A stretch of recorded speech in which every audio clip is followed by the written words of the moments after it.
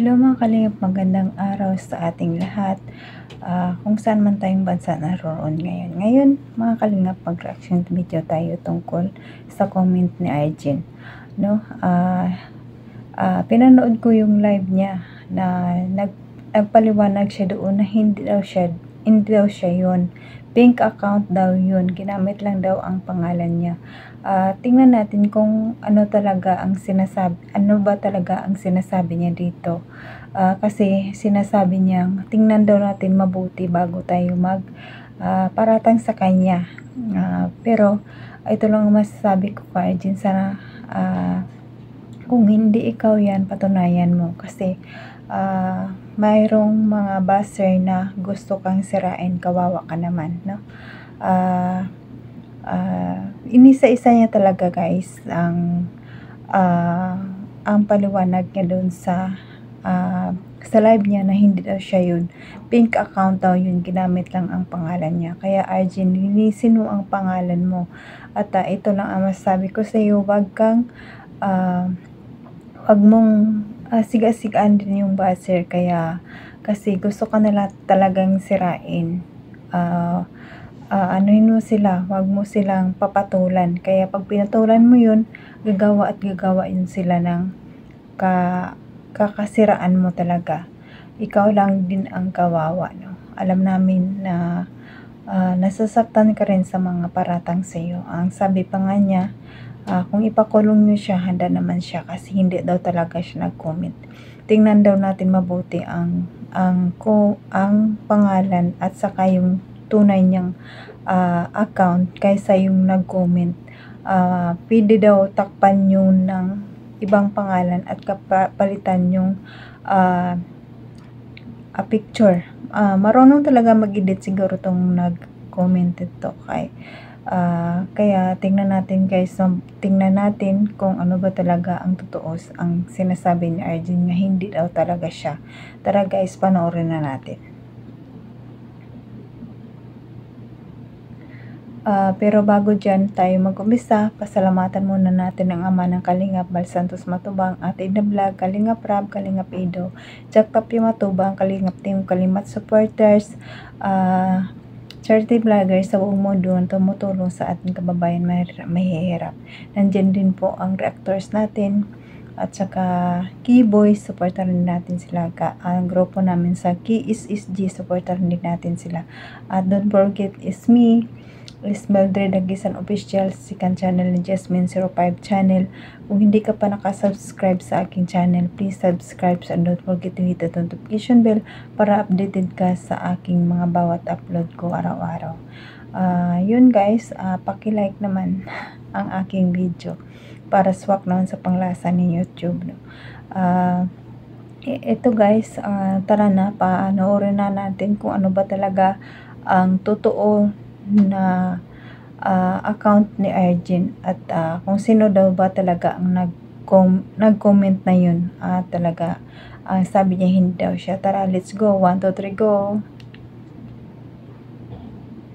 Anak ko, nawala pa.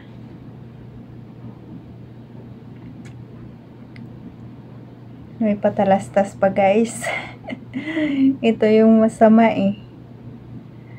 Antayin na natin. Ito guys, sunod na tayo.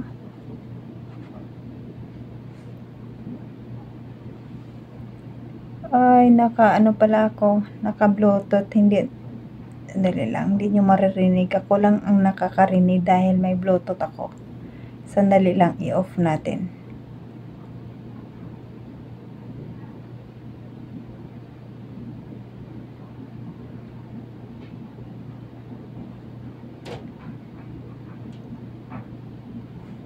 Kasi hindi nyo maririnig ang video. Umpisa natin sa dulo. Sabi ko na una, kay Sir Virador, edited yan.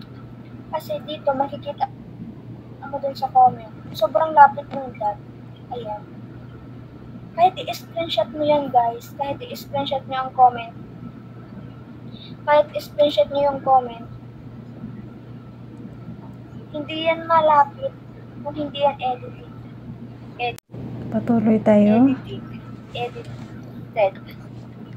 Yan guys, ang sinasabi niya. Pakinggan nyo. Hindi daw talaga siya. Tingnan nyo yung pagka-edit ko. Hindi masyadong kuha. Doon sa bagong screenshot ko lang na comment ko mismo. Yung comment ko mismo. Ayan. Yung comment ko mismo yan. Sobrang layo ng agwat ng oras tsaka yung dot. Ang galing mag-edit yung nag-edit yung kung totoo na hindi sa Arjen yan. Kaya wag kayo bigla-biglang magta-thumbnail ng ganyan din. Dapat kumuha muna kayo ng patunay. Kawawa naman siya pag hindi talaga siya talaga tatambakan talaga silang baser. Kawawa naman. Humanap muna kayo ng ebidensya na nagpapatunay na totoo talaga yung comment ko at ako talaga yun. Masyadong halata yung pagkaka-edit nyo. At isa pa, hindi nyo masyadong na-complete yung name ko. Yung name ko hindi nyo masyadong na-complete kasi tupo lang ang tupo. Baka naman talaga hindi siya. Tupo lang yung yun na nga ang tinatanong. Kasi maraming galit kasi kay Arjen, kaya ginagawan siya ng masama para tatambakan talaga ng baser. Kawawa naman ng bata, no? Kahit siguro tayo na pabintangan tayo ng ganyan, di naman tayo magpapakali na wala tayong ginawa. Kawawa naman siya. Hindi yan nawala kasi siguro yan ko lang to. Hindi yan nawala, andyan lang yan sa mga comment section or kahit hindi ko alam, hindi ko sure kung nasaan yan comment na yan. Kasi nga yung may-ari mismo nitong comment na to is, di ba, pina-edited lang. Kaya ko tong gawin, guys. Yung papalitan yung mismo picture na nag-comment, tapos iibabawan yung pangalan na na siya talaga mismo yung nag-comment, ganyan. Diyos ko. Ang galing ng editor niyan. Masyado. Tsaka alam niyo ba yung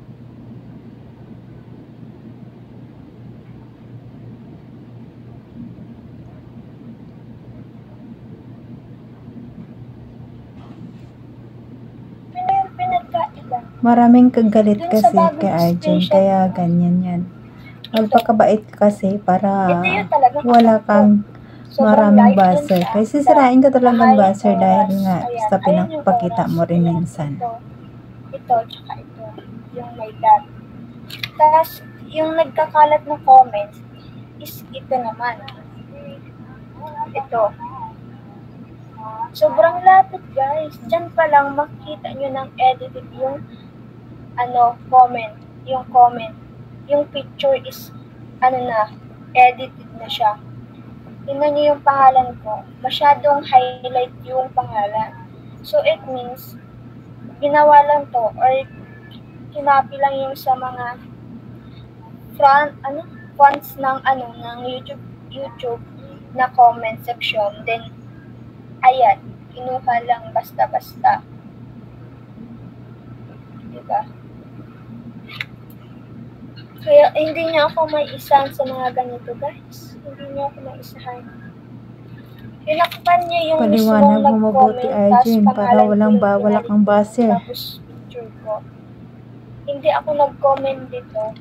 May taong nag-comment nito, then Siyempre yung galit sa'yo. Pinatungan lang nila ng pangalan ko. Yung baser, hindi mo talaga may iwasan yan eh. Tama. Kahit saan, may baser. Kaya, huwag niyo akong ano-anuhin. Halatado kayo. Masyado kayo. Halata. Magpakabait kasi sa kanila para hindi kanila mapapansin. Kung pinapatulan mo sila, lalo silang gagara. Patuloy pa tayo. Kaya hindi na ako madadala-dala sa takot yung ipapatulog na ako. Hindi ako takot dyan. Kung kakasuhan niyo ako or what, kung kakasuhan niyo ako, kung ano yung sinasabi ng kakasuhan niyo ako, kung ano yung kaso, kasuhan niyo ako. Basta may maipakita lang kayong evidence na ako mismo yung nag-comment niya. Ako mismo.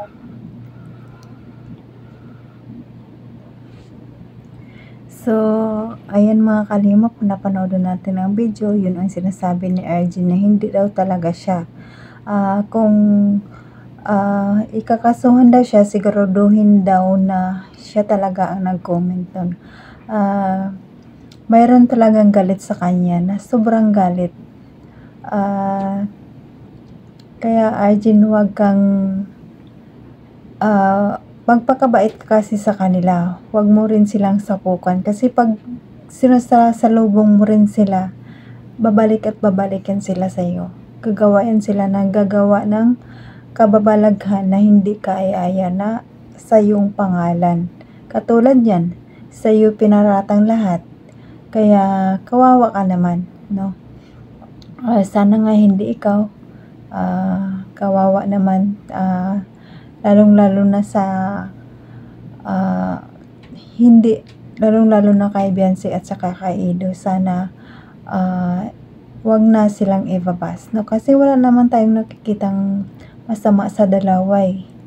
Good vibes na naman at saka kinikilig naman tayo sa kanila. Wala naman silang ginagawang masama, kaya wag nyo ibas si Beyonce at saka si Ido. Yan ang masasabi ko. Iwas-iwasan natin. Ikaw, Arjun, iwas-iwasan mo ang pagpapatol sa mga buzzer, kasi ang mga buzzer nandyan lang yan sa palibot. Mawala yan sa'yo, babalik yan. Iba naman ang pangalan. Kaya mahirap talaga pag sa social media kakayanin natin. Masakit din ang talagang magbabas. Noon nga nabas din ako eh. Nung yoga pa ang ginagawa ko, nabas din ako. 1 million views ako. Pero ang daming negative comment, guys. Sa totoo lang, hindi ko binasa lahat. Dahil masakit sa dibdib. Dahil tingin mo talaga sa sarili mo, hindi yun, mga comment nila, hindi natugma sa iyong sarili. Kaya panindigan mo, Arjun, kung hindi talaga ikaw ang gumawa niyan. Patunayan mo sa kanila. Kaya hanggang dito na lang, guys, ang aking mga video, at sa susunod na naman ulit, kaya medyo mahaba na siguro ito. Hanggang dito na lang. Sa susunod ulit, bye bye.